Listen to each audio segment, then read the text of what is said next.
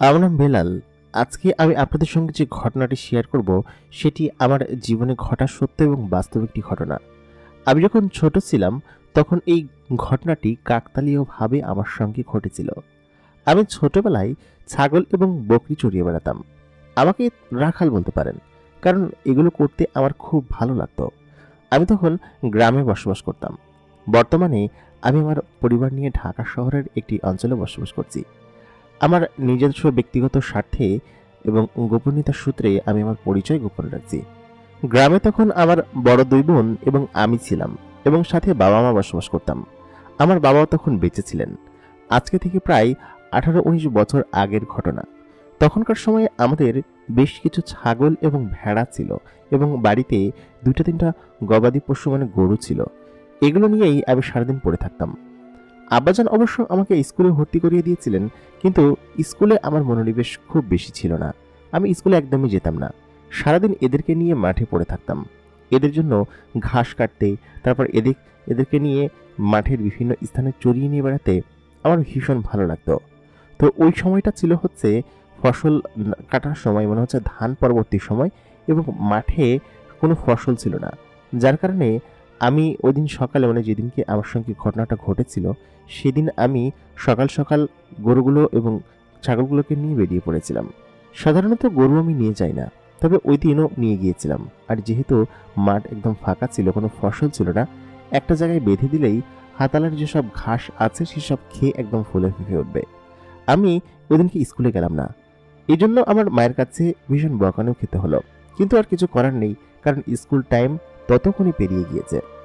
সকালবেলা খেয়ে দিয়ে আমার আব্বা চলে গেল তার ভ্যানটা নিয়ে চালানোর জন্য। আমার আব্বা পেশায় একজন ভ্যান চালক ছিলেন, এবং সেখান থেকে তিনি ওরকমভাবেই আমাদেরকে চালাতেন, এবং আমি স্কুলে না গিয়ে এইসব করে বেড়াতাম, রাখালগিরি। তো ওই দিনও ওরকম একটা দিন ছিল। ছাগল এবং বকরিগুলোকে নিয়ে মোটামুটি নাগাদ 11টা নাগাদ আমরা বেরিয়ে গেলাম, এবং বেরিয়ে গিয়ে আমি এবং আমার আরেক বন্ধু হাসিব, আমরা দুজনে মিলে সেখানে ছাগলগুলোকে বেঁধে দিয়ে একটা গাছের নিচে বসে গল্প করতে লাগলাম। পুরো মাঠের মধ্যে ওই একটা গাছই ছিল, সম্ভবত রেন্ডি গাছ, এবং সেই রেন্ডি গাছের নিচে বসে আমরা প্রায় দিনই গল্প করতাম, এবং ছাগলগুলো তার নিজের মতো করে খেত। কি সুন্দর সময় ছিল!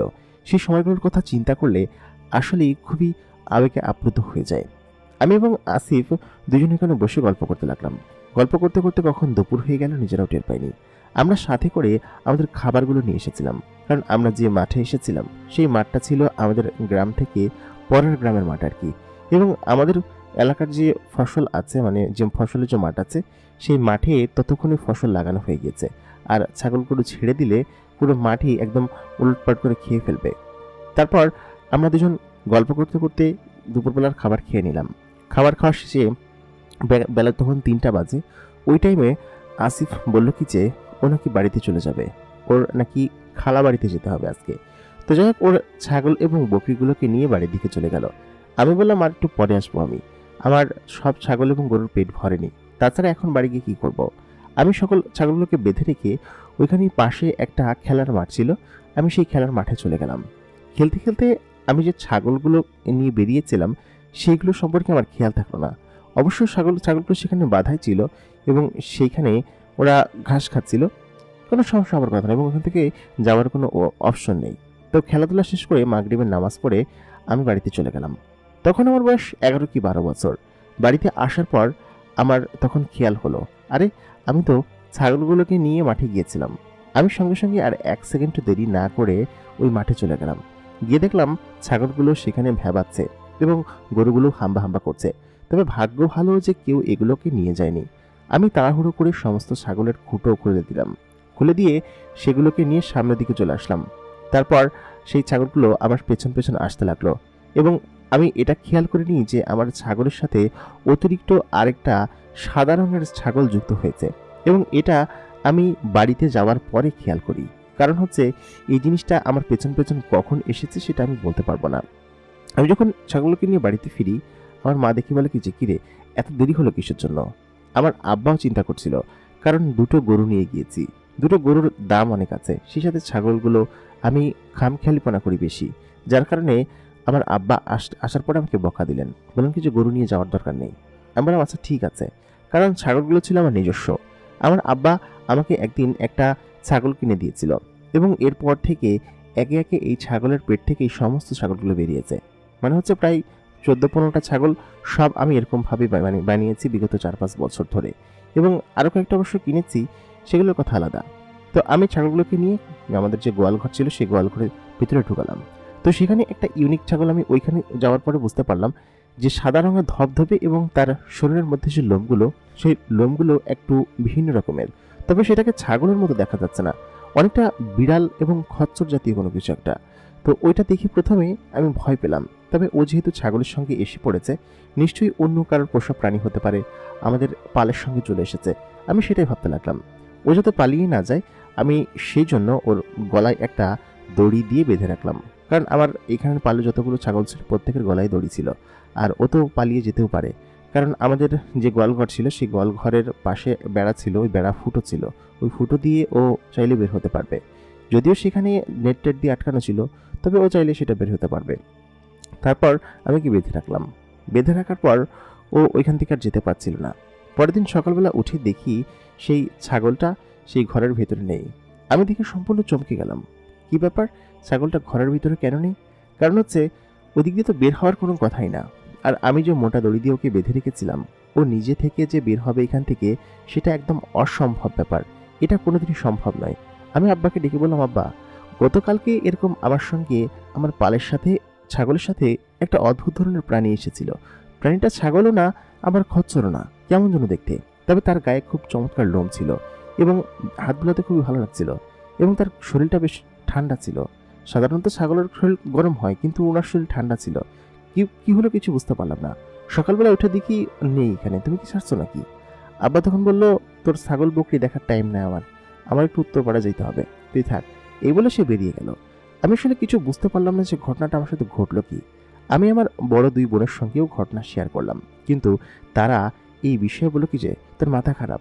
কই, আমি তো গিয়ে কিছু দেখলাম না। সকালবেলা গিয়েই তো আমি গোয়ালঘরের সমস্ত কিছু করে আসছি, কই আমি তো দেখলাম না। আম্মার কাছেও জিজ্ঞেস করলাম, আম্মাও কোনো কিছু বলতে পারে না। তারপর আমি পরের দিন ওই ছাগলগুলো কিনে আবার চলে গেলাম। আমি ওই দিন স্কুলে গেলাম না। স্কুল ফাঁকি দেওয়া ছিল আমার প্রধান কাজ, এবং মা আমাকে প্রচণ্ড পরিমাণ বকতো এই কারণে যে বড় হয়ে বুঝবি যে পড়ালেখা না করার কি স্বাদ। আমি বলতাম পড়ালেখা আমার করা লাগবে না।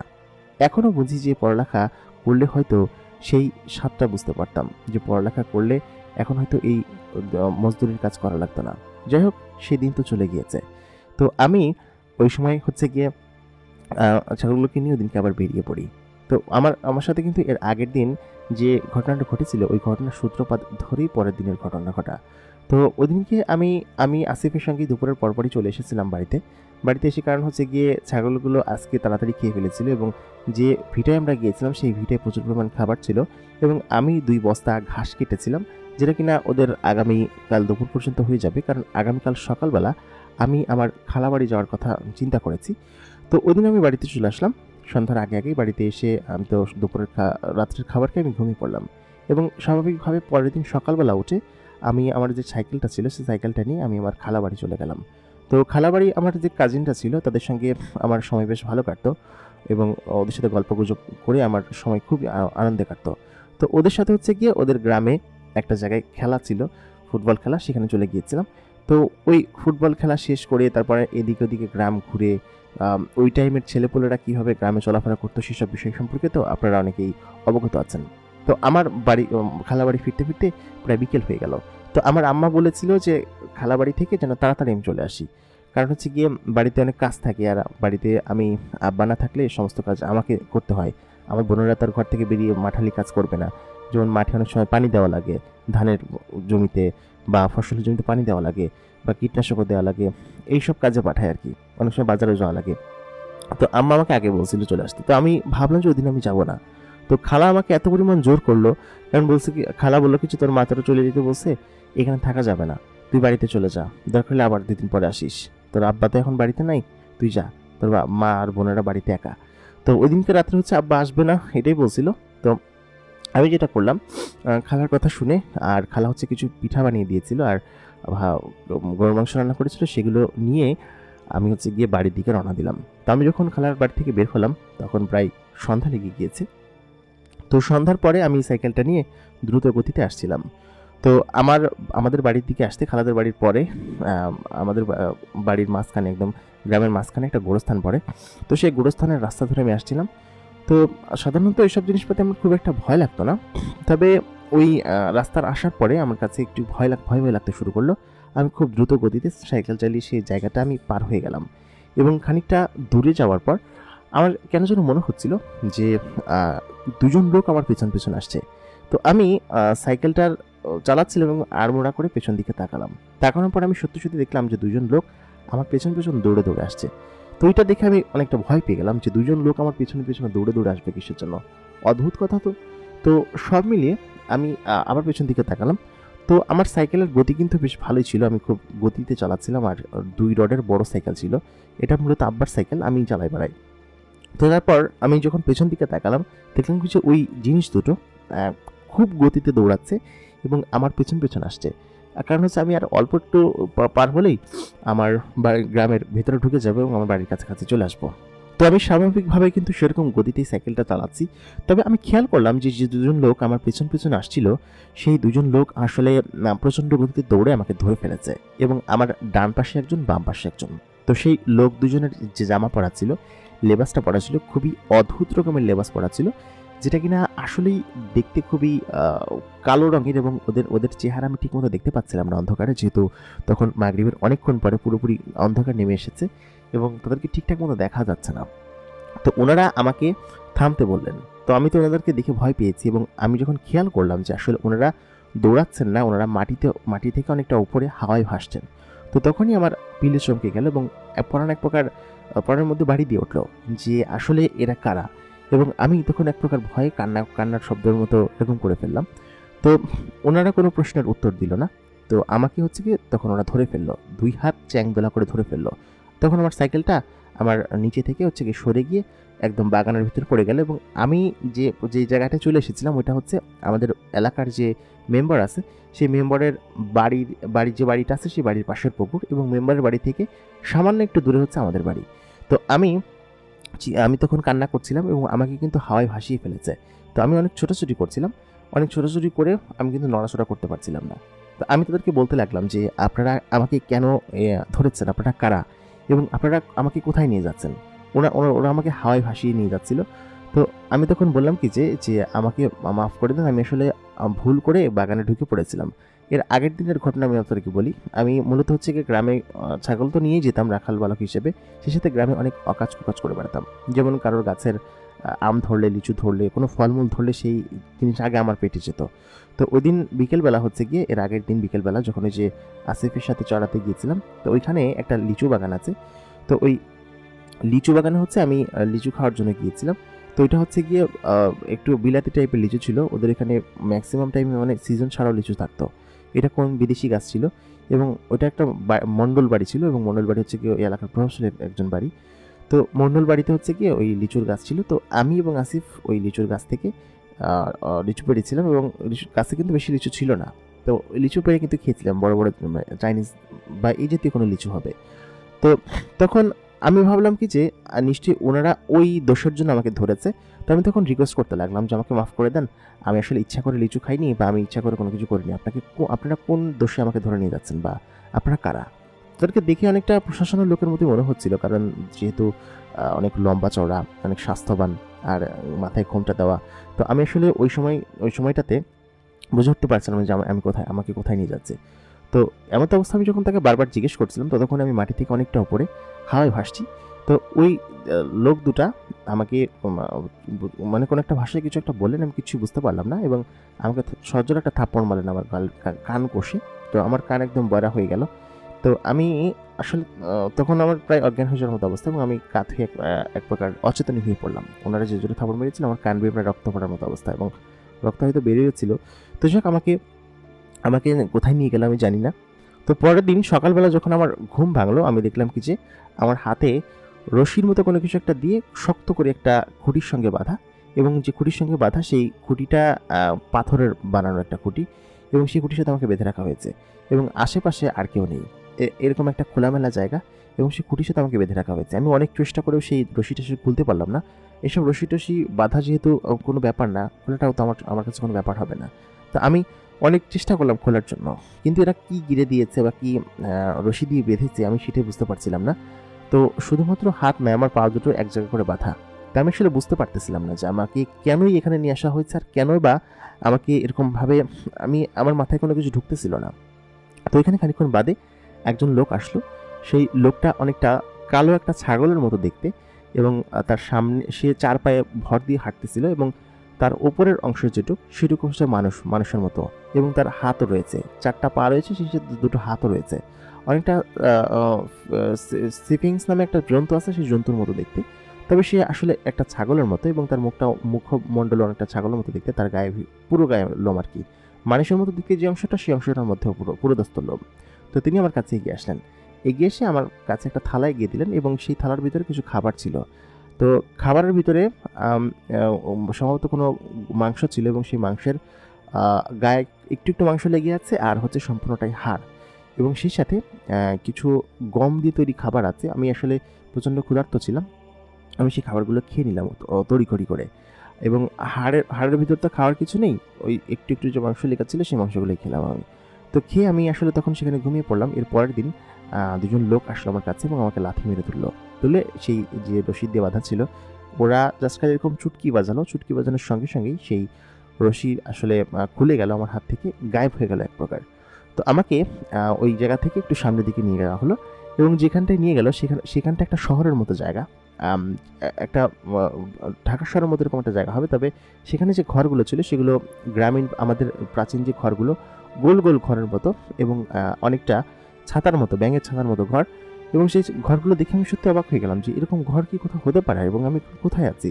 এবং দুটো বিশাল আকৃতির গাছ পেরিয়ে, মানে জঙ্গল টাইপের জায়গা, গাছ পেরিয়ে যখন আমি সামনের দিকে তাকালাম, দেখলাম কি যে সামনে বিরাট এক আলিশান প্রাসাদের মতো জায়গা, এবং সেই প্রাসাদের মতো জায়গার মধ্যে ছোট ছোট আরো অনেকগুলো প্রাসাদ আছে। এবং আমি সত্যি আমার বাপের জন্মে এরকম কোনো জায়গা দেখিনি, এত চমৎকার জায়গা যে আমি আমার নিজেকেও বিশ্বাস করতে পারছিলাম না, আসলে এত চমৎকার একটা জায়গা। এবং আমাকে এখানে কেন নিয়ে আসা হয়েছে, ছোট্ট 12 বছরের সেই আমি আসলে জিজ্ঞেস করতে লাগলাম যে আমাকে কেন এখানে নিয়ে আসা হয়েছে। এবং আমি ওনাদের ভাষা আমি বুঝতে পারতেছিলাম না, আসলে ওনারা কোন ভাষায় কথা বলে সেই বিষয় সম্পর্কে আমি অজ্ঞ ছিলাম না। আর ওই বয়সে এইসব বিষয় সম্পর্কে জানাটাও একটু টাফ বিষয়। তা আমাকে নিয়ে যাওয়া হলো।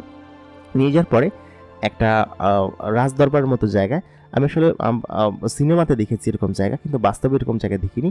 পাথরের তৈরি সিঁড়ি দুই পাশে, এবং সেখানে সিংহাসন তৈরি করা, সেটাও মনে হয় পাথরের।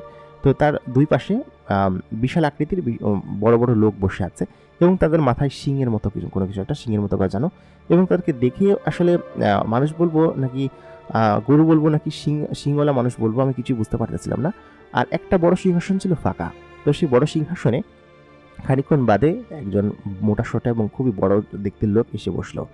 তো বসার সঙ্গে সঙ্গেই সবাই চুপ হয়ে গেল। ততক্ষণ কিন্তু সবাই গল্প করছিল, এবং আমাকে হাঁটু গেড়ে তাদের সামনে বসালো।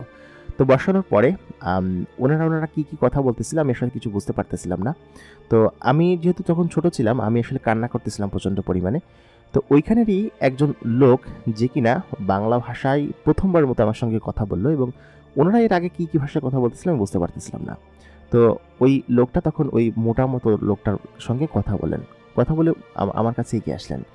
তো উনি আমাকে বললেন যে তুমি কি অপরাধ করেছো যে তোমাকে এখানে তুলে আনা হয়েছে। তো আমি তখন বললাম যে আমি আসলে কিছুই করিনি, আমি আমার খালাবাড়ি থেকে আসতেছিলাম, আমাকে এরকমভাবে তুলে নিয়ে আসা হয়েছে, এবং আমি কোথায় আছে আমি জানি না, এবং আমি সত্যি কিছু করি নাই। তো তখন ওই লোকটা আবার বলে উঠলেন যে না তুমি তো কিছু একটা করেছোই, না করলে তো ওরা এরকমভাবে তুলে নিয়ে আসে না, এবং নিশ্চয়ই তুমি বড় কোনো ধরনের অপরাধ করেছো, না হলে তো জিনেরা কোনো কারণ ছাড়া কাউকে তুলে নিয়ে আসে না। আমি তো জিনেদেরকে অনেক দিন ধরে চিনি। তো আমাকে নিয়ে আসা হয়েছে যে একজন লোকের সঙ্গে কথা বলার জন্য। আসলে আমি হচ্ছে কি অমক মসজিদের, উনি বাংলাদেশের কোনো একটা জায়গার মসজিদের কথা বললেন, এবং সেই মসজিদের ইমাম উনি। তো জিনেদের সঙ্গে ওনার ভালো খাতির আছে, তো আমার সঙ্গে কথা বলার জন্য ওনাকে নিয়ে আসা হয়েছে। এবং ওনার মাথায় তখন টুপি ছিল, এবং উনি আমাকে এইসব কথা বলতে লাগলেন। তো ওই ইমাম না থাকলে হয়তো আমি ওইখান থেকে ফিরে আসতে পারতাম না, এবং ওইখানে যে ঘটনা ঘটেছিল, আর ওইখানে আরেকটা মেয়ে ছিল, সেই মেয়েটার কথা আমি বলছি ধীরে ধীরে। তো ওই মেয়েটা না থাকলে হয়তো আমি এখান থেকে ফিরে আসতে পারতাম না। তো যাই হোক, ওই ইমাম আমাকে বললো কি যে আসলে আমি কিছু করি নাই, আমি তো তখন উনি ওই লোকটার সঙ্গে আবার কথা বলতে লাগলেন এবং ওই লোকটা সমস্ত ঘটনা খুলে বললেন। তো আমি দেখলাম কি যে ওই লোকটার পাশে খুবই সুন্দর দেখতে একটা শিশু বসে আছে এবং সেটা অনেক সুন্দর শিশু, আমার আমার আমার থেকে ছোট হবে এবং এত চমৎকার দেখতে শিশুটাকে তার হাতের একটা অংশ ধরে বসে আছে। তো তখন ওই হুজুর আমাকে বললেন যে, তুমি এই ছেলেটাকে চেনো? আমি তখন বললাম, না, ওকে তো আমি চিনি না, আমি জীবনে ওকে দেখিনি। তো তখন ওই হুজুর বলে উঠলেন যে, এই ছেলেটাকে তুমি নাকি বেঁধে রেখেছিলে তোমার ছাগলগুলোর সঙ্গে, সেইটাই আমাকে সেই দোষে তোমাকে এখানে তুলে নিয়ে আসা হয়েছে। তো আমি তখন বললাম, হুজুর আপনি কি বলতেছেন? আমি ওই ছেলেকে বেঁধে রাখতে যাবো কিসের জন্য? আমি তো ওকে জীবনের প্রথম দেখলাম, আর ও আমার কাছে কেন যাবে? আমি ওকে ছাগলের সাথে বেঁধে রাখবো? আমার আসলে মাথায় ঢুকতেছিল না কিছু। তো তখন হুজুর বললেন, আচ্ছা তুমি গত ২-১ দিনের ঘটনা মনে করো তো, যেমন কোনো কিছু ঘটেছে যা তুমি আসলে তোমার কাছে একটু অন্যরকম লেগেছে, এরকম কোনো কিছু? তো তখন আমার মনে পড়লো যে আরে ওই ছাগলটা খচ্চরের মতো দেখতে একটা জন্তু আমার সঙ্গে এসেছিল। তো আমি তখন বললাম যে হ্যাঁ, ২ দিন আগে আমার সাথে একটা ঘটনা ঘটছিল। সেটা হচ্ছে আমি সন্ধ্যার দিকে আমার ছাগলগুলোকে নিয়ে আমি মাঠে গেছিলাম। তো ওই ছাগলগুলোর সাথে একটা ছাগলের মতো আবার খচ্চরের মতো না, এরকম একটা অদ্ভুত প্রাণী আমার সাথে সাথে আসতেছিল। তো আসছিল ওইটা আমি দেখি নাই, যখন ঘরে আমি ঢুকাইছি মানে আমার গোয়াল ঘরে, তখন আমি দেখতে পারছি যে জিনিসটা আসছে। তো আমি ভাবলাম জিনিসটা হারায় যাবে বা অন্য কারোর নিশ্চয়ই কোনো বড় লোকের করা হবে, আমি হয়তো আব্বাকে কালকে বলে জিনিসটাকে ফেরত দিয়ে আসবো। তো তাই সেই জন্য আমি ওকে বেঁধে রেখেছিলাম এখানে এবং বেঁধে রেখে আমি চলে আসছিলাম। তো তখন ওই হুজুর বললো কি যে, এখানেই তো তুমি ভুলটা করছো, তুমি তো যে জিনিসটাকে বেঁধে রাখছিলা সেটা তো কোনো জন্তু ছিল না, সেটা ছিল ওই ছেলেটা এবং ওরা হচ্ছে একটা জিন এবং ওনার নাতি, এবং তুমি ওকে বেঁধে রেখেছিলে, ও সারা রাত ভরে এখানে কান্না করেছে। তো আরেকটা জিন দেখতে পেয়ে ওকে এখান থেকে নিয়ে এসেছে এবং এই অপরাধী তোমাকে এখানে তুলে নিয়ে আসা হয়েছে। তখন আমি বললাম কি যে, আমি কি অপরাধ করছি? ওই তো আমার সাথে সাথে আসতেছিল আর আমি ভালো বুঝেই তো ওকে বেঁধে রাখছিলাম। তো হুজুর বললো কি যে, সেটা ঠিক আছে, তবে জিনারা তো সেটা বুঝবে না, বা জিনারা যদি না বুঝে আমি আসলে কিছু করতে পারবো না, আমি তোমার জন্য সর্বোচ্চ রিকোয়েস্ট করতে পারবো ওনার কাছে। তবে তুমি তোমার ওনার নাতিকে সারা রাত বেঁধে রেখেছো, এমনকি ওর নাতির গলায় দেখো এখন পর্যন্ত সেই দড়ির দাগ লেগে আছে, কারণ ওই ছেলেটা টানাটানি করতেছিল। আর ও তো ছোট জিন, ও আসলে এইসব বিষয় সম্পর্কে বোঝেও না যে দড়ি কীভাবে খুলতে হয়, বা ও চাইলেই কিন্তু চুটকি মেরে দড়ি খুলতে পারতো। আসলে ছোট বাচ্চা হওয়ার কারণে ও ওই বিষয় সম্পর্কে বুঝতে পারেনি। আর ও সম্ভবত ওইখান দিয়ে উড়ে যাচ্ছিল ওই বাচ্চা ছাগলগুলোকে দেখে। তোমার এখানে নিশ্চয়ই বাচ্চা ছাগল ছিল, তাই না? তাই আমি বললাম কি যে, জি হুজুর, ওইখানে বাচ্চা ছাগলও ছিল। তো ওই বাচ্চা ছাগলগুলো দেখে সম্ভবত ওদের সাথে খেলতে নেমেছিল। তো ওই সময় হচ্ছে গিয়ে তুমি ওই ছাগলগুলোর সঙ্গে ও চলে যায় আর কি, এবং ওইখানে গিয়ে তুমি যখন ওকে বেঁধে রাখো তখন ও আর আসতে পারে না এবং সারা রাত ধরে এখানে কান্না করে। তো ভোর সকালে একজন জিন ওই দিক দিয়ে উড়ে আসতেছিল, তখন আর কি দেখে বুঝতে পারে যে আরে এটা তো আমাদের কাবিলার যে সর্দারের জিন আছে সেই জিনের নাতি আর কি, মানে মেয়ের ছেলে। তো এটা দেখে আসলে আমি তখন বুঝতে পারি যে আসলে আমি ভুল করেছি, এবং আমি তখন ক্ষমা চেয়ে নিচ্ছি, বলি কি যে, না, আমাকে ক্ষমা করে দেন, আমি আসলে এটা বুঝতে পারিনি, আমার ভুল হয়ে গিয়েছে। তো হুজুরও এই বিষয়টাকে ওই জিনটাকে বলে। তো জিনকে বলে কি যে, আমার এইটার কোনো ক্ষমা নেই, এবং এইটার ক্ষমা আসলে আমি করতে পারবো না, এবং আমার নাতির কী অবস্থা করেছে এবং ওইটা ইচ্ছে করে করেছে, এবং এর শাস্তি হচ্ছে কি, ওকে সারা জীবন এখানে কারাবাস করতে হবে। তো হুজুর তখন বলে কি যে, না না সর্দার, এটা আসলে বড় শাস্তি হয়ে যায় ওর জন্য, আর ও তো ছোটো মানুষ, ও তো ইচ্ছে করে করেনি, আপনার নাতি যেরকম ছোটো। তো ধমক দিয়ে তখন ওই হুজুরকে থামিয়ে দেয়। তো থামিয়ে দেওয়ার পরে ওইখানে তখন একটা মেয়ে প্রবেশ করে, এবং সেই মেয়েটা হচ্ছে গিয়ে সম্পর্কে আছে, আমি সম্পর্কে পরে যাচ্ছি। মেয়েটা প্রথমে যখন প্রবেশ করে, মেয়েটা আমার থেকে একটু বড় হবে, বয়সে একটু বড় হবে, সেটাই বোঝা যাচ্ছিল। তো ওই মেয়েটা তখন এখানে প্রবেশ করার পরে আমি মেয়েটার দিকে তাকাই, এবং মেয়েটাকে দেখতে এত মিষ্টি যে দূর থেকে দেখে আমি তখন একটু অন্যরকম লাগছিল, এবং আমি তার দিকে ড্যাব করে তাকিয়েছিলাম। তো তখন আমি মেয়েটার দিকে তাকিয়েছিলাম, এবং সে এসে ওই বড় মোটা লোকটার পাশে বসলো, এবং মোটা লোকটার পাশে বসার পর সেই মোটা লোকটা ওই মেয়েটার সঙ্গে কথা বলছিল। তবে মেয়েটার দিকে ড্যাব করে তাকিয়েছিলাম। তো হুজুর আমাকে বললেন কি যে, এটা হচ্ছে আমাদের এই সর্দারের ছোট মেয়ে। তো আসলে মেয়েটা খুব সুন্দর ছিল এবং খুবই রূপবতী ছিল, এখনও আমার সেই মেয়েটার চেহারা চোখে ভাসে। তো ওই ইয়েটা তখন বললেন কি যে, সর্দার তখন বললেন কি যে, আমার মেয়ে এখন এসেছে, আমি আর বিচার কার্য করতে পারবো না, এখন তোমরা চলে যাও, ভিতরে যাবো। তো এবং একে কারাগারে নিক্ষেপ করো। তো যাই হোক, আমাকে জোর জবরদস্তি করে কারাগারে নিয়ে যাওয়া হলো, এবং আমি ওই দিন প্রচণ্ড পরিমাণ ভয় পেয়ে গিয়েছিলাম, কারণ হুজুর আমাকে বলেছে যে তোমাকে নাকি ওরা শাস্তি দিবে।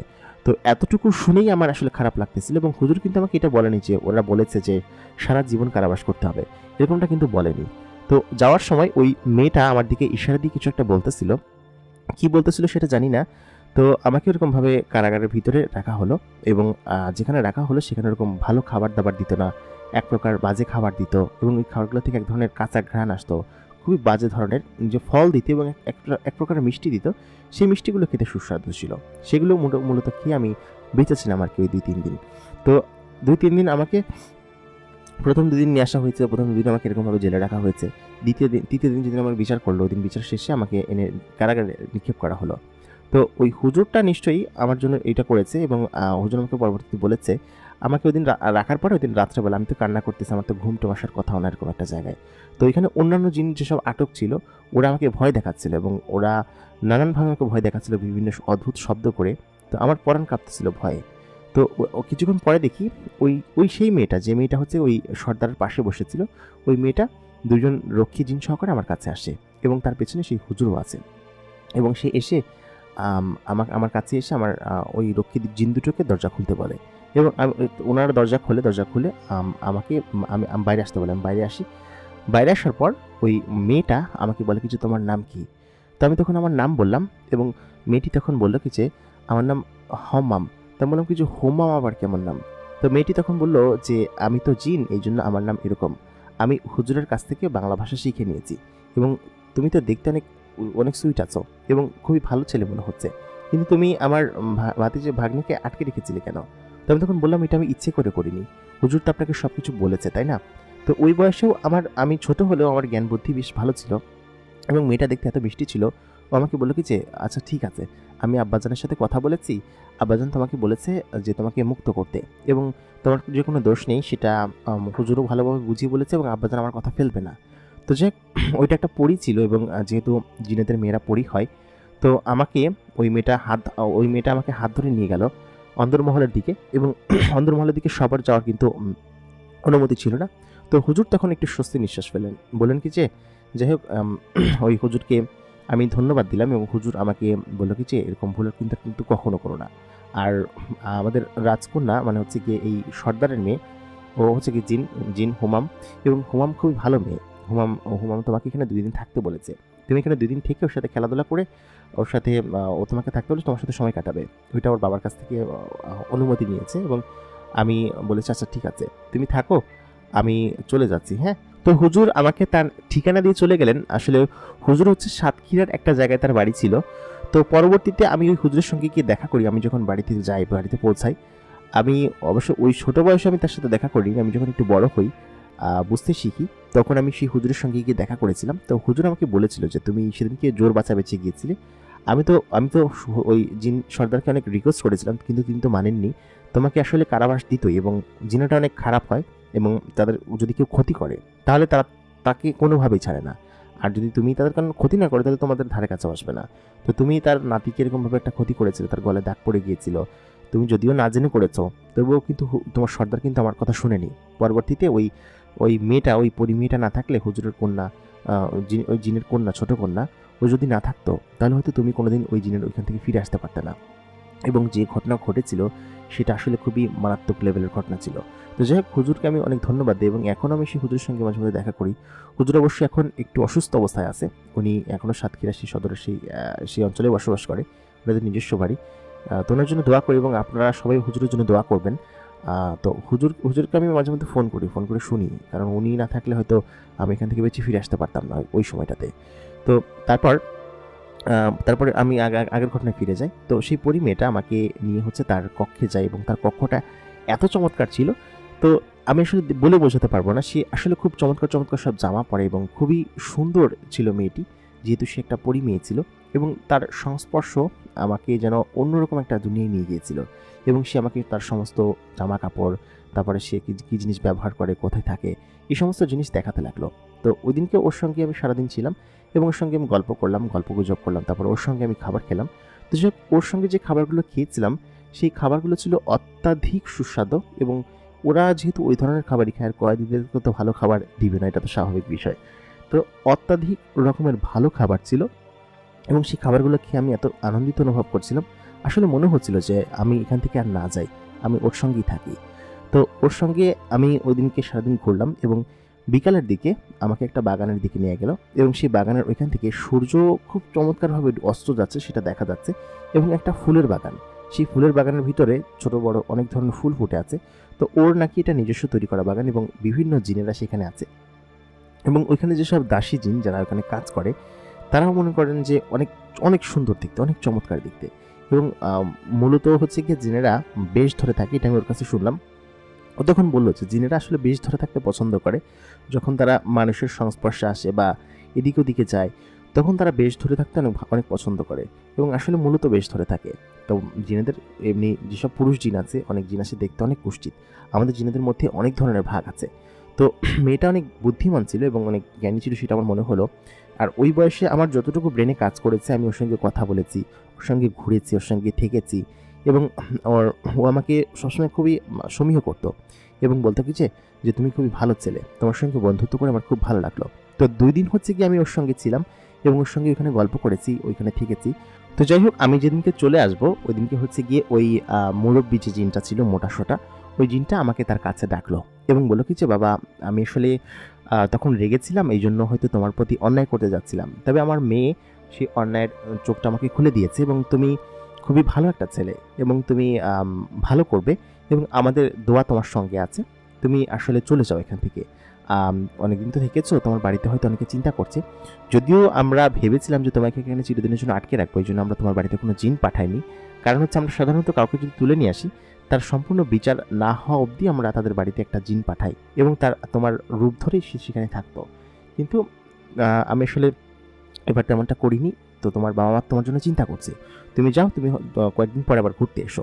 তো ওই 2-3 দিনে আমি ওই হুমামের খুব ভালো বন্ধু হয়ে উঠেছিলাম এবং আসলেই হুমাম আমাকে খুব পছন্দ করতো এবং আমি এটা পরবর্তীতে বুঝতে পারি। কিন্তু ততদিনে হচ্ছে গিয়ে আমার বিয়ে হয়ে গিয়েছিল এবং হুমাম আমাকে পরবর্তীতে হচ্ছে গিয়ে বিষয়টা আসলে বুঝতে দেয়নি। তো যাই হোক, আমি ওই দিনকে সকলের সম্মতি নিয়ে হুমামের সাথে চলে আসি এবং হুমাম আমাকে আমার বাড়ি পর্যন্ত নামিয়ে দিয়ে গিয়েছিল এবং ওর সাথে 2টা জিন এসেছিল এবং সেই জিন দুটো ওকে গার্ড দিয়ে আমাকে বাড়িতে নামিয়ে দিয়ে গেল। তো মোটামুটি 5 দিন আমি বাড়িতে ছিলাম না এবং আমার সাইকেলটা ওই আমার যে মেম্বার কাকার বাড়ির পাশের যে পুকুরটা ছিল সেই পুকুরে পড়ে থাকতে দেখে আমার এলাকার সবাই তো ভাবে যে আমাকে নিশ্চয়ই কেউ অপহরণ করে নিয়ে গিয়েছে, এমনকি আমার নামে পুলিশ কেস হয় আর কি, মানে যে অপহরণ করেছে তার নামে যে আমি মিসিং কেস হয়। তো পরবর্তীতে যখন আমি ফিরে আসি আমি আসলে কাউকে কোনো কিছু বলতে পারতেছিলাম না, কারণ হচ্ছে এটা ওদের নিষেধ ছিল যে তোমার সাথে যা ঘটেছে সেটা তুমি বাড়িতে কাউকে গিয়ে বলতে পারবে না, এটা নিষেধ আছে, এতে করে তোমার ক্ষতি হবে, তুমি কিন্তু কাউকে বলবে না। তো ওই 12-13 বছর বয়সে আমি আমার একটা ছেলে আমি বাড়িতে যাওয়ার পরে আমার আব্বা আমাকে ধরে আসলে মারতে আসে যে তুই কই ছিলি, আর আম্মা তখন ঠেকাই বলে কি যে ছেলেটা এতদিন পরে বাড়িতে আসছে, কোথায় গেছিল। তো আমি তখন বললাম যে আমি আসলে হারাই গেছিলাম, আমি ওই দিকতে আসার পথে আমাকে 2জন লোক ধরে নিয়ে গেছিলো আর কি, একটা ধানাইপানে বক্তব্য দিয়ে দিলাম, ধরে নিয়ে গেছিলো। তো সেখান থেকে অনেক কষ্টে আমি বেঁচে ফিরছি। তো আমাকে ট্রাকে করে অন্য একটা জেলায় নিয়ে গেছিলো। তো ওই ঘটনা এখন পর্যন্ত সবাই জানে যে আমাকে ছোটোবেলায় ধরে নিয়ে গেছিলো এবং ওই এলাকার ছেলেপেলেরা তখন আমার এই ঘটনা শুনে প্রচণ্ড ভয় পায় এবং তারা কিন্তু সবসময় বের হতো না। তো আমি এই কথাটা শুধুমাত্র একজনের সাথে শেয়ার করছি আমার এই জীবনে এবং আপনাদের সাথে শেয়ার করতেছি, সেটা হচ্ছে গিয়ে আমার বন্ধু আসিফ, যার সঙ্গে কিনা আমি ছোটোবেলা থেকে ন্যাংটাকাল থেকে বড় হয়েছি এবং আসিফ সমস্ত বিষয়গুলো জানে, এমনকি আসিফ হুমামকেও দেখেছে ওই পরি মেয়েটাকে। আমি ধারাবাহিকভাবে ঘটনার বর্ণনা আমি আপনাদের সমস্ত কিছু বলছি। তো আমি আসার পরে আমি তো এরকম বলে সবাইকে আমি বলে দিলাম যে আমাকে কেউ ধরে নিয়ে গেছিলো এবং আমি 5 দিন পরে এই ফেরত আসলাম। কিন্তু আমাকে যে জিনেরা ধরে নিয়ে গেছিলো এবং জিনের ওইখানে ছিলাম এবং আমার যে শাস্তি হয়ে যেত সেই বিষয় সম্পর্কে কিন্তু কেউ অবগত ছিল না এবং বলার অবকাশ ছিল না। কারণ হচ্ছে ওইটা যদি কেউ জানতে পারে আমাকে জিনের সর্দার বলে পাঠিয়েছে, যদি কেউ জানতে পারে তাহলে তোমার ক্ষতি হবে। তো আমি যে আসিফকে জানিয়েছিলাম, আসিফের ক্ষতি হয়েছিল, পরবর্তীতে হুমামের মাধ্যমে সেটাকে ঠিক করা হয়। কারণ হচ্ছে গিয়ে আমি ওই দিনকে আসিফের সঙ্গে আমি বের হলাম এবং আসিফকে বললাম যে বন্ধু এরকম অবস্থা। তো ওই দিন রাতেই আসিফকে হচ্ছে গিয়ে জিনেরা ঘর থেকে তুলে নিয়ে একটা ওই গাছটা কি জানি না, ওই গাছের মাথায় ফেলে এসেছিল এবং আমি পরবর্তী দিন ওইটা দেখে আমি আসলে ভয় পেয়েছি এবং আমার মনে হয়েছে যে আসিফকে আমার বলা উচিত হয়নি এবং ওকে আমি এই ঘটনাটা বলিনি যে কাউকে বলা নিষেধ ছিল। আমি বলছি যে তুই কিন্তু কাউকে বলিস না। তো ওই ঘটনা শোনার পরে আসলে যখন বুঝতে পেরে গেছে যে আসলে বললে তার ঝাল কি হবে, ও আসলে অনেকে বলতে চাইছিল এই ঘটনা, কিন্তু বললে কি ওর কি ঝাল হবে সেটাও বুঝতে পারছে আর কি। তো আমি তখন ওই দিন রাতের পরের দিন যখন ওকে ওখানে রেখে আসে, তখন সবাই বলে কি যে ওকে জিনে ধরছে, জিনে ওকে এখানে নিয়ে আসছে। তো আমি তো বুঝতে পারি যে আসলে ঘটনাটা কী হয়েছে। তো ওই দিন রাতের বেলায় আমি ওদের বাড়ি থেকেই আমার নিজেদের বাড়িতে ফিরছিলাম, আসিফদের বাড়ি থেকে আমাদের বাড়িটা একটু ভিন্ন পাড়ায়। তো ওই দিন রাতে আসার পথে একটা শুনশান ফাঁকা জায়গা, আপনার যেহেতু ওই সময়টাতে বিদ্যুতের ব্যবস্থা খুব বেশি ছিল না, কারেন্ট তো থাকতোই না, সন্ধ্যার পর হলে কারেন্ট থাকতোই না। তো আমার হাতে একটা ছোট্ট ছোট্ট ইসের মতো ছিল, আগুনের লাইটের মতো ছিল, মানে চেরাকের মতো একটা জিনিস ছিল। সেই জিনিসটা নিয়ে আমাদের এখানে ওইটারে প্রদীপের মতো কোনো কিছু একটা বলে। তো ওইটাতে আগুন ধরাই নিয়ে আমি তখন আসতেছিলাম, নাহলে তো কিছু দেখা যাবে না রাস্তায়। তো ঠিক তখনই বাঁশের আড়ালের ঝোপ থেকে, ওইখান থেকে ছোট্ট একটা বাঁশের ঝোড় ছিল, সেই ঝোড়ের আড়াল থেকে আমাকে ডাক দিল আমার নাম ধরে। তো আমি তখন বললাম কি, আরে হুমাম, তুমি তুমি যেখানে আসবে আমি তো ভাবতেই পারিনি। তো তখন হুমাম বললো কি, আরে আমি আমার বাবা মার চোখ ফাঁকি দিয়ে আসছি, আব্বা যদি জানতে পারে যে আমি কারো কোনো জিনের সহায়তা না নিয়ে একা একাই তোমার সাথে দেখা করতে চলে আসছি, তাহলে বকবে, তোমাকেও বকবে আমাকেও বকবে। আমি তখন বললাম, হুমাম, আমি আসলে তোমার আব্বার কথা শুনি নাই, আমি আসলে আমার বন্ধু, আমার খুব কাছের বন্ধু, ওকে আমি বলে ফেলছি। তো ওকে হচ্ছে গিয়ে নিয়ে গাছের মাথায় রেখে আসছিল তোমার জিনেরা, তুমি কি একটু বিষয়টা দেখবে, নাহলে ওকে হয়তো মেরে ফেলবে জিনেরা, আর আমার হয়তো ক্ষতি করতে পারে। তো তখন হুমাম বলল কি যে, আমি জানি এটা জেনেই আমি এখানে এসেছি তাড়াতাড়ি করে, এবং যে জিনগুলো এটা করেছিলাম তাদেরকে নিষেধ করে দিয়েছি যে হচ্ছে কাছের বন্ধু, এটা করবে না কখনো, তোমরা ওকে ভয় দেখাইছো ভালো কথা, ওকে আর ভয় দেখানো ছেড়ে দাও। তো আমি তখন হুমামকে বললাম কি যে, ধন্যবাদ হুমাম। তো তখন ও হচ্ছে কি আমার সাথে সাথে আমার বাড়ি পর্যন্ত আসলো, বাড়ি পর্যন্ত এসে আমাকে এগিয়ে দিয়ে গেল, বললো কি আচ্ছা ঠিক আছে তুমি যাও, আমি পরে আবার আসবো। তো এরকম করে হুমাম খুব মাঝে মধ্যে আমার বাড়িতে আসতো, এবং খুব মাঝে মধ্যে বলতে ও প্রায় দিন আসতো, এসে আমার সাথে গল্প করতো, আমার সঙ্গে খেলতো। তো যেহেতু ওই সময়টাতে আমি ছোট ছিলাম, আমি এইসব বিষয় সম্পর্কে বুঝতাম না, এবং জ্ঞানও খুব কম ছিল। হুমামের সাথে আমি খেলতে যেতাম, বিভিন্ন জায়গায় আমাকে নিয়ে যেত ঘুরতে। তারপর আমি হচ্ছে গিয়ে ছাগলগুলো যখন নিয়ে মাঠে যেতাম, আমি সারাদিন মাঠেই পড়ে থাকতাম, এবং হুমাম ওই সময় দুপুরবেলা আসতো। দুপুরবেলা এসে ওই গাছের গোড়ায় বসে আমরা দুজন মিলে গল্প করতাম, এবং ওর নাকি আমার সঙ্গে টাইম স্পেন্ড করতে অনেক বেশি ভালো লাগতো।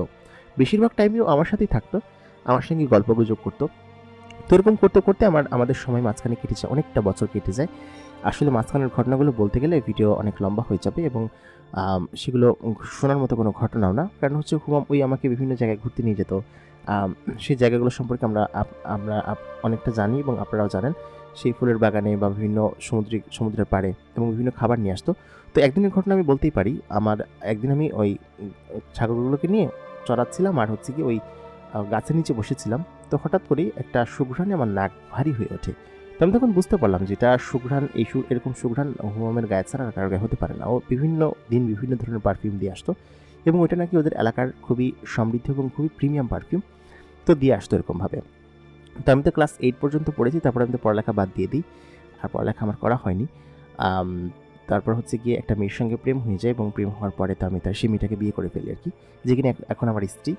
তো হুমামের সঙ্গে কিন্তু আমি বুঝতাম যে আমি ওই মেয়েটার সঙ্গে আমার কিছু হবে না, কারণ ওর বাবা একজন জিনের সর্দার, এবং এই কারণে হচ্ছে কি আমি পরবর্তীতে আমি সংযত থেকেছিলাম। তো যাই হোক, ও হচ্ছে কি ওই দিনকে দুপুরবেলা আমার জন্য এক ধরনের খাবার নিয়ে আসে, এক ধরনের মিষ্টান্ন ছিল। মিষ্টান্নটা ছিল এক ত্রিভুজ আকৃতির, এবং সাথে একটা ফল নিয়ে আসে। তো ও আমার জন্য যখনই আসতো নানান ধরনের খাবার নিয়ে আসতো, এবং ওর সঙ্গে গল্প করে করে আমার সময় কাটতো। ও প্রত্যেক দিন আসতো না, মাঝে মধ্যে আসতো, হয়তো মাস গেলে একবার, দুইবার, তিনবার এরকমভাবে আসতো, এসে আমার সঙ্গে গল্প করতো। এবং আমরা যে খুব ভালো বন্ধু হয়ে উঠেছিলাম, সেটা আসলে বলার অপেক্ষা রাখে না। আমরা দুজন খুবই ভালো বন্ধু ছিলাম, এবং ও একটা পরী ছিল সেটা আমি জানতাম, এবং আমার ভয়টা কেটে গিয়েছিল সেখান থেকে, যেদিন আমাকে আমার প্রাণ বাঁচিয়েছিল এবং আমাকে এই শাস্তি থেকে বাঁচিয়েছিল। তো যাই হোক, ও হচ্ছে কি এরকমভাবে আসতো। তো মাঝখানে বেশ কয়েক বছর এভাবে কেটে গেল, আমার বয়স তখন 18 কি 19 হবে। তো আমাদের এই এলাকার এক মেয়ে ছিল, মেয়েটার হচ্ছে গিয়ে খুবই সুন্দরী ছিল, এবং আমি তাকে পছন্দ করতাম। আমাদের এক কাকার মেয়ে ছিল, দুঃসম্পর্কের কাকা, আমাদের গ্রামেরই আর কি। তো আমার পছন্দ হতো ওকে। তো হুমাম যে আমাকে পছন্দ করতো এই বিষয় সম্পর্কে আমাকে কিন্তু কখনো কিছু বলেনি, বা বললেও যেহেতু ও একটা জিন মেয়ে ছিল, একটা পরী মেয়ে ছিল, এবং আমি একটা জিন ছিলাম, মানুষ ছিলাম। তো সেহেতু আমার মানুষের সঙ্গে সম্পর্ক হওয়াটাই স্বাভাবিক। তবে হুমাম যে ধরনের মেয়ে, ওর সঙ্গে আসলে যে কোনো ছেলে ওর দিকে তাকালে তার প্রেমে পড়ে যাবে। ইভেন আমিও ওর প্রতি অনেকটা সংযত ছিলাম, এবং ওকে আমার প্রথম খুব ভালো লাগতো। এমনকি যখন আমি বড় হয়ে গিয়েছিলাম তখন মাঝে মধ্যে আসতো। ওর প্রতি আমার একটা অন্যরকম টান ছিল, একটা অন্যরকম অনুভূতি ছিল। তবে ও যেহেতু অনেকদিন পর পর আসতো, আর আর সবথেকে বড় কথা হচ্ছে ও একটা সর্দারের জিনের মেয়ে, সর্দার জিনের মেয়ে, এবং আমাকে ওই জিনটার আগে ওয়ার্নিং করেছে, এবং ওর দয়াতেই কিন্তু আমি বেঁচেছিলাম, না হলে কিন্তু বাঁচতে পারতাম না। এই কথাগুলো চিন্তা করেই আমি আসলে ওর প্রতি ওরকম ফিলিংস বা ওরকম চিন্তাভাবনা কখনোই আনিনি। যদি ওর প্রতি একটা টান ছিল, আমার আমার যদি সুযোগ থাকতো আমি হুমামকে বিয়ে করতাম, এটা আমিই বলছি আর কি, আমি নিজে থেকেই বলছি। তবে 18-19 বছর বয়সে আমার ওই চাচাতো বোনের সঙ্গে আমার প্রেম হয়ে যায়, এবং প্রেম হয়ে যাওয়ার পরে আমি আসলে হুমাম যেদিন আসে, সম্ভবত ওই দিন আমাকে কিছু একটা বলতে এসেছিল। ও আমাকে বলল কি যে, আমি তোমাকে কিছু বলতে চাই। তো আমি তখন বললাম, কি বলতে চাও বলো। তো ও বলার আগে আমি বললাম কি যে, আমি হচ্ছে গিয়ে একটা বিপদে পড়েছি, আগে আমার বিপদ থেকে উদ্ধার করো। তখন ও আমাকে সমস্ত বিপদ থেকে উদ্ধার করতো, যাই হতো না কেন। ইভেন ও আমার জীবন আসার পরে আমি কোনোদিন কোনো বিপদে পড়িনি, ইভেন এখন পর্যন্ত কোনো বিপদে পড়ি না। আমি সম্ভবত ভাবি আমার বিয়ের পরে হুমাম আমার সাথে কোনোদিন দেখা করতে আসেনি, তবে আমি ভাবি যে ও আমার আশেপাশে আছে এবং আমাকে দেখে, আমাকে সমস্ত বিপদ থেকে উদ্ধার করে। তো যাই হোক, ও আমাকে তখন বলতে লাগলো, আগে তুমি বলো তারপর আমি বলবো। তো ওকে অনেক এক্সাইটেড লাগতেছিল এবং খুবই এক্সাইটেড ছিল, ও খুবই খুশি ছিল, আনন্দিত ছিল। কিন্তু ওই দিনকের ওই যে ঘটনা ও বলতে এসেছিল সেটাও আমাকে বলে নাই। কেন বলে নাই সেটা আমি জানি না, তবে এখন আমি বুঝতে পারি, এখন আমি বড় হয়েছি, ম্যাচিউর হয়েছি, এখন আমি বুঝতে পারি যে আসলে কী বলতে চাইছিল সেদিন। তো আমি তখন বলি যে, আমার একটা সাথে মনে আছে, আমরা দুজন তো ভালোবাসি একে অন্যকে, এবং আমরা দুজন বিয়ে করতে চাই, ওকে ওর বাসা থেকে বিয়ে দিয়ে দিবে। আমরা দুজন প্রায় একই বয়সী ছিলাম, ও আমার থেকে একটু ছোটো ছিল, আমার চাচাতো বোনটা। তো যাই হোক, ওই কথা শোনার পর ওর মুখ তখন অম্লান হয়ে যায়, ও তখন একটু ওর খুশিটা চলে যায়। আমি তখন ওই সময় বুঝতে পারিনি, তখন নিজের খুশি নিয়ে মাথাটা ছিলাম, ব্যস্ত ছিলাম, তো বুঝতে পারি নাই। আমি যদি বুঝতে পারতাম, আসলে তখন তো কিছু করারও ছিল না। তো তখন ও আমাকে বলে যে, ও আচ্ছা, এরকম একটা কথা বলে কি যে, আচ্ছা ঠিক আছে, তুমি একটা কাজ করো, তোমরা দুজন, যেহেতু ওই মেয়েটার বিয়ে হয়ে যাচ্ছে, তোমরা দুজন পালিয়ে বিয়ে করো, এছাড়া তো আর কোনো উপায় নেই। আর ও মানুষের দুনিয়া সম্পর্কে অনেক কিছু জেনে গিয়েছিল আমার সঙ্গে থাকতে থাকতে, আসলে তো মানুষের এই জগতে খুব বেশি আসতো না, আমার জন্যই আসতো আর কি।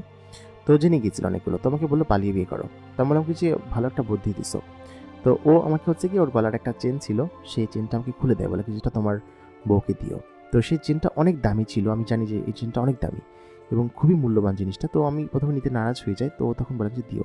তো এটা বলে ও এখান থেকে চলে যাচ্ছিল। আমি তো বললাম, ঘুমাম, তুমি এতদিন পরে আসলে, চলে যাচ্ছ? আমি আসলে তোমার জন্য অপেক্ষা করছিলাম। তো আমি বললাম কি, তুমি যেন কী বলতে চাচ্ছিলে? ও তখন বললো, না কিছু না। এটা বলে ও মন খারাপ করে এখান থেকে ওই যে গেল। আমি এরপরে আর জীবনে কোনোদিন দেখিনি। আমার সেই বন্ধুটিকে আমি খুব মনে পড়ে আমার এখনও। তো ওর গলার সেই চেনটা দেওয়া, সেই জিনিসটা আমার হাতে ছিল তখন, এবং আমি শুধুমাত্র তাকিয়েছিলাম ওর পথের পানে। ও কীভাবে চলে গেল। আসলে তখন আমি অন্যের প্রেমে মাতারা ছিলাম, তো তখন আমি এই বিষয়টা বুঝতে পারছিলাম না বা পারিনি। কিন্তু এখন সেই বিষয়টা আমি বুঝতে পারি যে হুমা আমাকে আসলে ভালোবাসতো, এবং ও আমাকে নিজের করে পেতে চেয়েছিল, এবং সম্ভবত সেটা সম্ভব হতো যদি ও নিজের বাবাকে বোঝাতো, যেহেতু ওর বাবা ওর কথা ফেলে না, বা ওর বাবাও আমাকে বলেছিল আমি খুব ভালো একটা ছেলে। তো যাই হোক, এই পরবর্তীতে আমি সেই চাচাতো বোনকে নিয়ে পালিয়ে যাই এখান থেকে। তখন আমার 19 বছর বয়স, মাত্র 19 বছর বয়স, এবং আমি পালিয়ে আমরা দুজন বিয়ে করে ফেলি। আর হুমামের দেওয়া সেই গিফটটা আমি ওকে দিই, এবং সেটা খুবই দামি ছিল, এখন পর্যন্ত ওর গলায় আছে, এবং ও ওটাকে খুব যত্ন করে রাখে। আমার সেই বন্ধুটির কথা জানে, মানে মেয়েটির কথা জানে, এবং বলে কি যে, মেয়েটি তোমাকে আসলে খুবই উদ্ধার করেছে এবং তোমার খুব ভালো বন্ধু ছিল। তবে ও এখন আসে না কিসের জন্য, আমাকে মাঝে মধ্যেই বলে।